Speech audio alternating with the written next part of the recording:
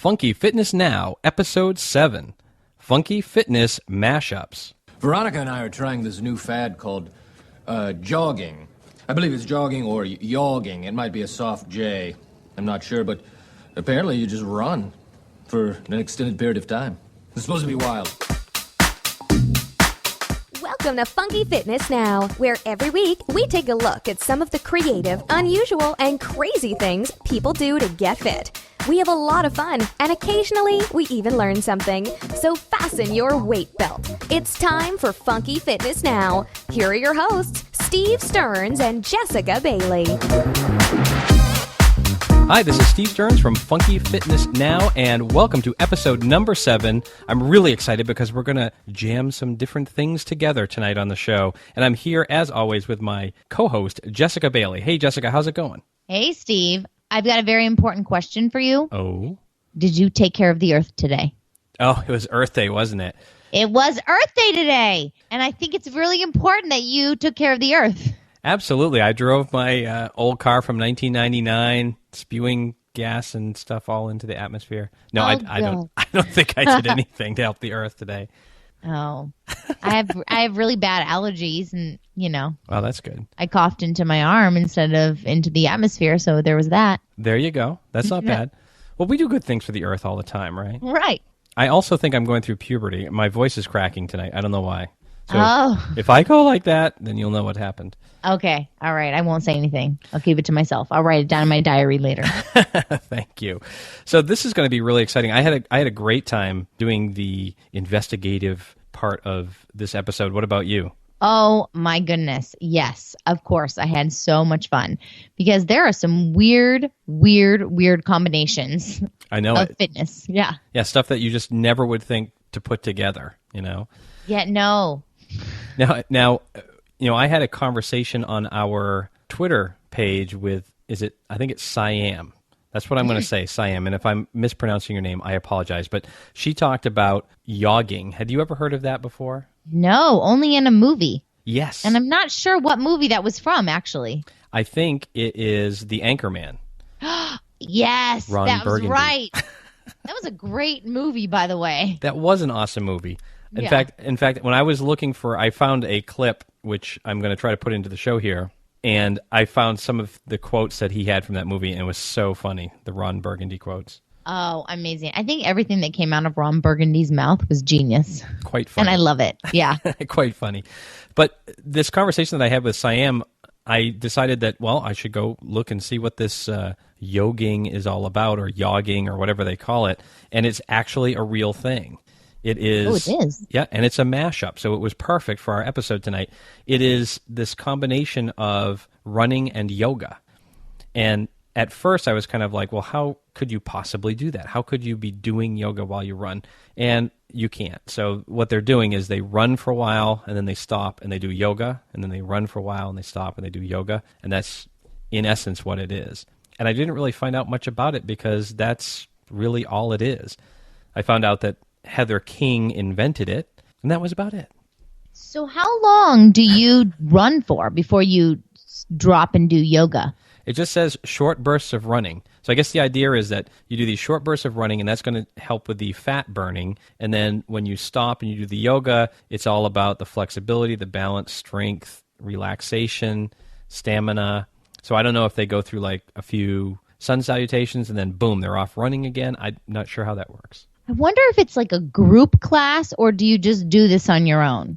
I'm envisioning me running down the highway and just like running and then stopping and doing yoga. I might get a few weird looks, but that's okay. Absolutely. I think most of the stuff that I found, because there is a lot of, if you do like some hashtags on Instagram or something, you see a lot of people that are yogging, and it does look like it's generally a group, and it, no offense, but it looks like it's generally a group of women. I don't see too many guys doing it.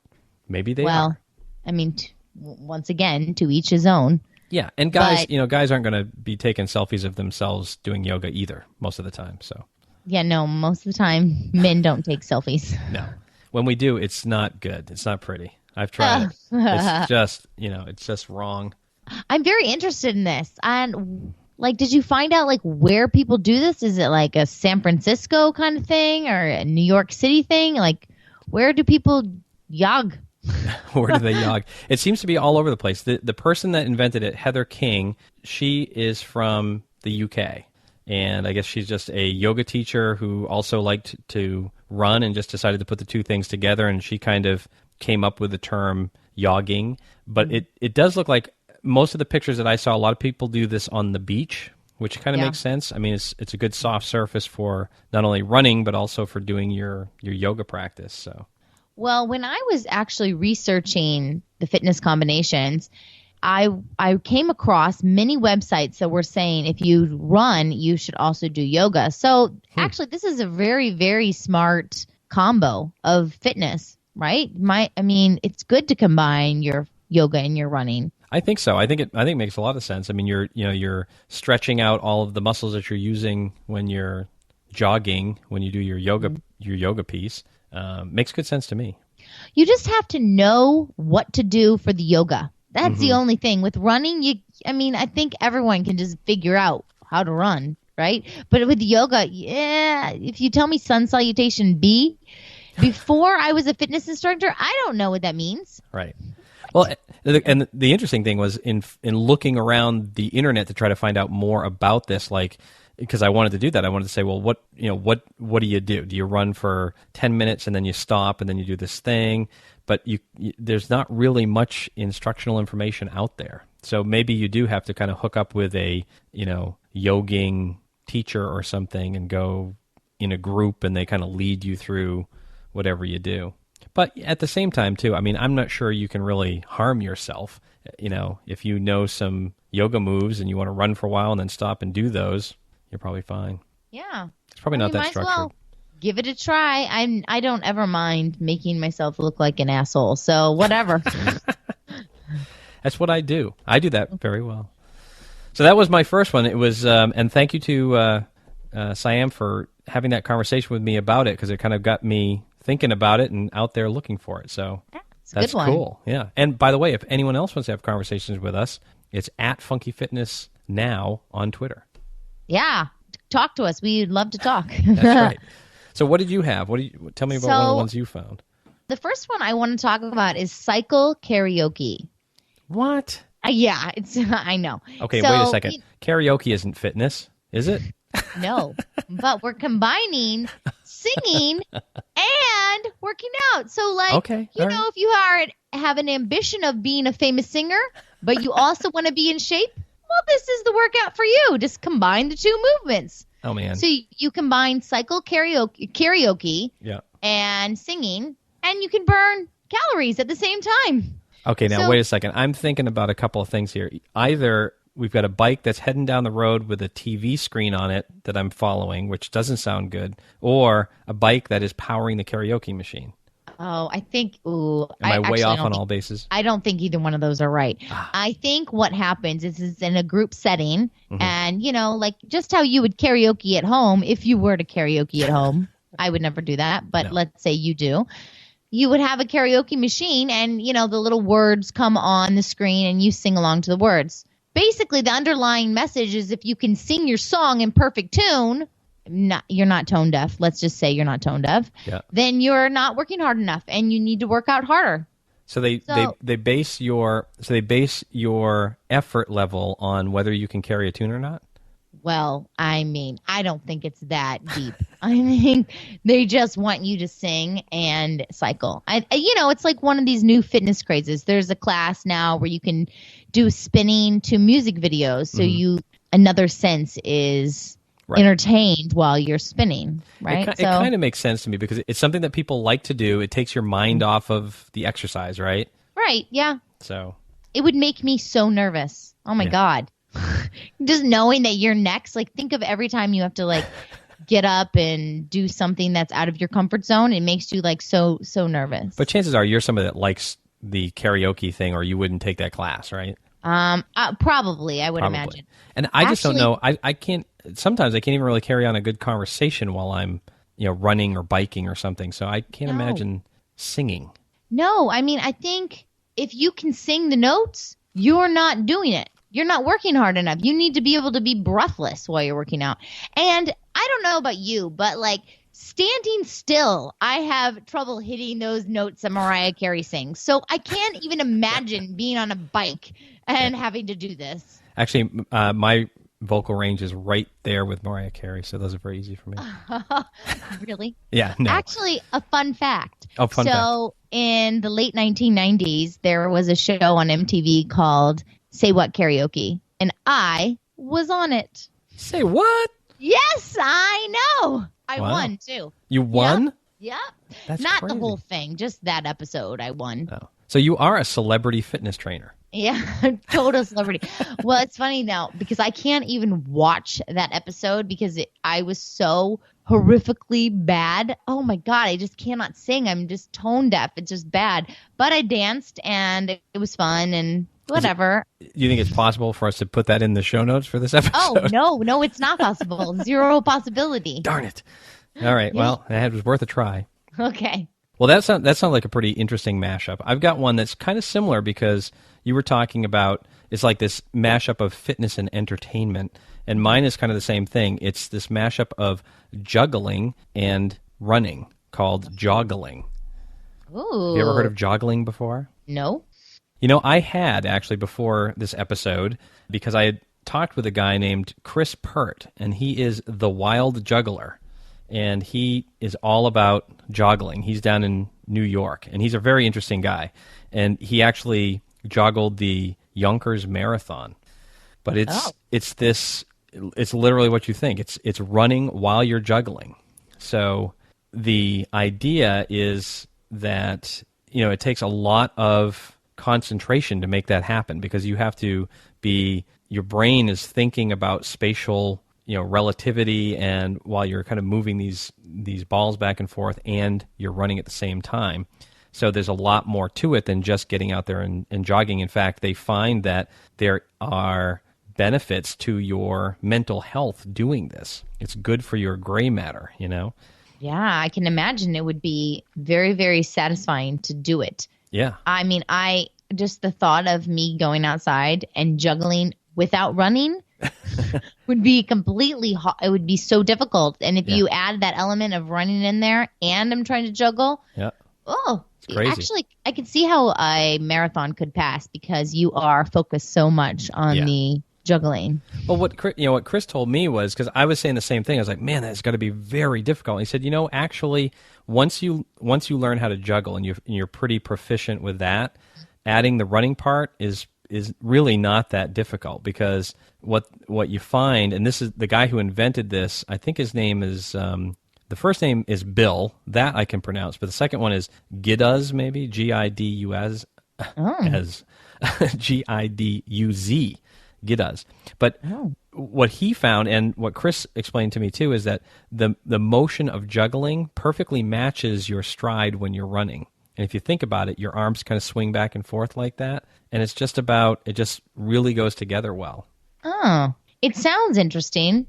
Yeah, it's and Chris was telling me when he did the Yonkers Marathon, I think he only dropped like once or twice the whole way. Wow. Yeah. It's really impressive. And he said it's great because when you're out there doing that, you turn lots of heads. People are like, what is that? Because it's very uncommon to see. Right. But, his suggestion, because I asked him about it. My son is actually a juggler. He knows how to juggle pretty well. Wow. And ride a unicycle and do some different circus stuff like that.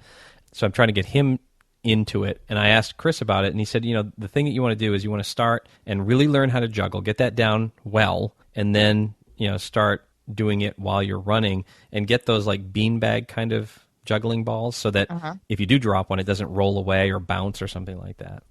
Oh, that's great. How have your efforts been to get him to run and juggle? Not well. Maybe that's because it's not like totally warm outside yet. True. Maybe that's why. That's right. He might do it a little bit later on, and he's a very good juggler, so I'm sure he could pull this off. Oh yeah. How old is he? He's young, right? Yeah, 13. So he can pull this off. Let's send him outside and do that this summer. Let's do. We'll make that part of the thing. You've got to go do this just as a test experiment. Right? Oh yeah, let's do it. Okay, good. So that was a good one, joggling, and like I said, it's even though it seems really odd, they're saying that it increases the amount of gray matter in your brain, and it actually has been shown to help prevent diseases like Alzheimer's. Ah, So it's really got some pretty amazing, and that's aside from the benefits that you would get from jogging in the first place. So great. maybe give that a try. What do you think? Okay. I'm really bad at hand-eye coordination activities. Well, this would be perfect then. So I think I just need to stick with the juggling by itself before I even think about running. Like, I'm just going to get the juggling down. What I would do is, some people want to start with like chainsaws, and I would definitely not do that. Start with chainsaws. Oh, no, that would not be good. No. Oh, no. Start with the little bean bags. Right. I think that's a good idea. Okay. And I'm going to start with 3. I'm not going. Yes, start with 3. That's right. Okay, that's all I'm doing. I forgot to tell you, I actually looked up some world records for joggling. Oh. These are pretty interesting. The fastest 1 mile, 4 minutes, 42 seconds. Wow. Is that crazy? That's impressive what that is. Yeah, that's like almost a 4-minute mile while you're joggling. And this one was bouncing. So I didn't even really talk about this. Apparently, some people do this by throwing the balls in the air. Others do it by bouncing them off the ground. What? Isn't that crazy? So they're like they're juggling but bouncing off the ground. This guy went 1 mile, 7 minutes, 27 seconds. That's amazingly fast. And marathon, Yes, it is. marathon world record was, I just lost my screen. I think it's 2 hours and 50 minutes. Wow. If you consider, the Boston Marathon, the average time for the Boston Marathon is 4 hours and 18 minutes. You know what I love so much about this is What? that people just are like, I'm going to get in shape, but I love to juggle. Yeah. And I don't want to give up my juggling time, so I am just going to go run and juggle. Exactly. And I love that people aren't just doing what everyone else does. Yeah. You're like, I'm going to go to the gym. I'm going to go take a spin class. I'm going to run with a whole bunch of balls. That's great. Okay, that's the new title of this episode. I'm going to run with a whole bunch of balls. I see T-shirts. No, but I agree with you. I think it's really cool that people have kind of mashed these things together like this because it's, there's no way you could be bored doing that. So Right. No, you can't be. no. So what do you got next? That's enough on joggling. So this one is new to me, but I don't think it's new to everyone. It's ski joring. Have you heard of ski joring before? I have, yes. So it's a Scandinavian sport, and it allows exercisers to get a unique winter workout with the help of their dog. Right. Right. So it's almost like a dog sled, but you're on skis. Yeah. People that are doing this, they attach a harness to their dog, and there's like a waistband around the dog, and you go. So I think it's a competitive sport to sharpen your agility and your speed, I'm assuming. Yeah. But I'm not. Part of me was like, well, it looks like the dog is doing all of the work, right? Because they're the ones running, they're doing everything, and you're just kind of being pulled along. But I think I'm assuming that the person that is doing this is in charge of keeping the momentum going with the skis and the poles. I'm assuming. So. Yeah, I think when I've seen it before, it seems like they are skate skiing quite a bit behind the dog. Yeah. So, yeah, I'm not sure if I understand really what the point of the dog is, but... Well, I think it's a combination of dog sled racing and cross-country skiing. Right. That's what I think. I guess the dog is for the dog sled race part. Yeah. Right? So the dog, I think it's like dog sledding. Sometimes you see people that feel bad for the dogs, but the dogs love it. That's what they want to do, right? Right. Isn't that what they're like bred for? Yeah, exactly. They're bred to pull people along in a sled? Out in the cold snow. That's right. That's their thing. Okay. So that must be what it is. Now, I thought, is there a version of ski joring that uses a horse too, or is it only dogs? Ooh, good question. I don't know. Let's say we're going to look that up, and I will get back to you on that. I have no idea. For some reason, I'm thinking there was something with a horse and skis, but maybe that was like a weird dream that I had. I don't know. It might be a dream that you had. There was a snake in a vest rolling a donut. No. Yeah, that was definitely a dream or a movie or something. I don't think that exists. No, that's just weird. Okay. Well, that's good. So ski joring. Yeah. Jouring. I think it's Joring. Oh. Skijoring. No U. No U. Kill the U. Does that make things better for you? Does that make you want to do this more, knowing that Absolutely. there's no you? Absolutely. Yeah. If I had a dog, I wonder if I could do it with my cat. I could try that. Oh, hell no. Do you know cats at all? They do not do anything that they don't want to do. No. I think I would be carrying the cat probably. Yeah. Yes, you would definitely be carrying the cat. And then can you imagine taking a cat out into the snow? No, that is not happening. No, that's bad. Well, let me, so this is one that I'm not going to do with my cat either. Chess boxing. You ever heard of that one? No. Well, until you wrote a little blog post on Funky Fitness Now about true. it. That's right. I did do a little blog I've never post. heard of it. It is fascinating. This one it's got to be one of the most bizarre combinations I've ever heard of. Chess and boxing. It's like the two things that are polar opposites of one another. And as you start looking into this, you go, this is crazy.